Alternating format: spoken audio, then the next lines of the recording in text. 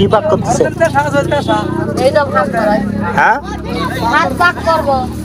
শাক পাক করতেছেন? ভাত। তো কেমন আছেন? আপনার কেমন লাগতেছে এই জীবন? ভালো না। ভালো না? তো ভালো কিছু করতে পারেন না? করার মতন কিছু নাই। হ্যাঁ, করার মতন কিছু নাই। অনেকেই তো অনেক কাজ করে। আমাদের নাই না, আমরা আপনাদের ইচ্ছা নাই ভালো কিছু করার? পেটে ভাতে ভাত চললেই হবে। কোন রকম জীবন যাপন করলেই হলো না? এরা হচ্ছে বেদে সম্প্রদায়ের লোক। এরা বিভিন্ন জায়গায় গিয়ে অস্থায়ীভাবে বসবাস করে থাকে।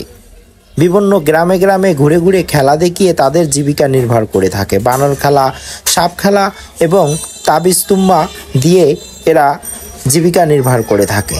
তাই আমাদের সমাজে মানুষের যেখানে চাহিদার শেষ নেই, অথচ এই বেদে গোষ্ঠীদের দুই মুঠো ভাত খেয়ে বেঁচে থাকাই যেন তার স্বপ্ন। এটা তাদের ঘরের ভিতরের সাইড, বুঝতে পারছেন? তারা এভাবেই ঠিক জীবন যাপন করে।